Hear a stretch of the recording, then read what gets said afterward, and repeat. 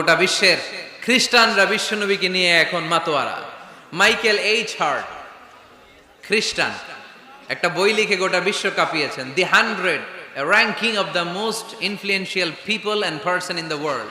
পৃথিবী কাঁপানো 100 জন মনীষীর জীবনী নিয়ে একটা বই তিনি করেছেন। এই 100 জন মনীষীর জীবনীর মধ্যে যাকে নাম্বার 1 তিনি করেছেন, তিনি হচ্ছেন আমার নবী, আপনার নবী, পেয়ারা নবী, বিশ্বনবী মুহাম্মদুর রাসূলুল্লাহ সাল্লাল্লাহু আলাইহি ওয়াসাল্লামের। মাইকেল এইচ হার্ট কি মুসলমান? সে একজন খ্রিস্টান। তার মানে ওয়ারাফা'না লাকা যিকরাক, বিশ্বনবীর সম্মান শুধু আমাদের মুখ দিয়ে প্রচারিত হয় না, ইহুদি, খ্রিস্টান, বৌদ্ধদের মাধ্যমেও বিশ্বনবীর সম্মানকে বাড়িয়ে দিচ্ছে কে? I have studied him, the wonderful man, in my opinion, far from being antichrist, and he must be called the savior of humanity. খ্রিস্টানরা বলছে আমরা এই মুহাম্মাদের জীবনী গবেষণা করে পড়েছি, তাকে খ্রিস্টান বিরোধী বলা তো দূরের কথা, তাকে মানবতার ত্রাণকর্তা বলতে হবে। তিনি গোটা বিশ্বের জন্য সুপারম্যান হয়ে পৃথিবীতে এসেছে।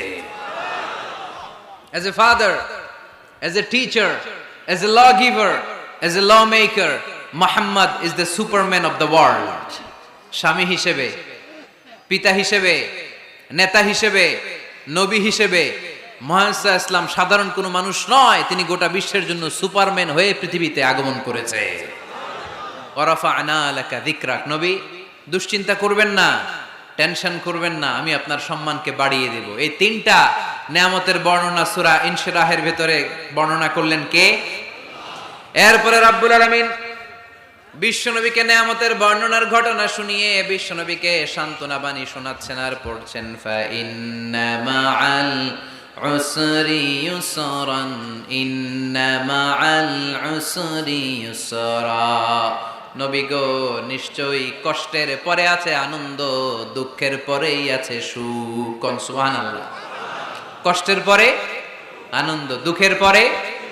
The struggle isn't permanent in our life. দুঃখ কষ্ট এটা আমাদের জীবনে পার্মানেন্ট না, এটা সাময়িক। আচ্ছা, আওয়াজ করে উত্তর দেন তো, এক বছরে কয়দিন আপনাদের ফরিদপুরে?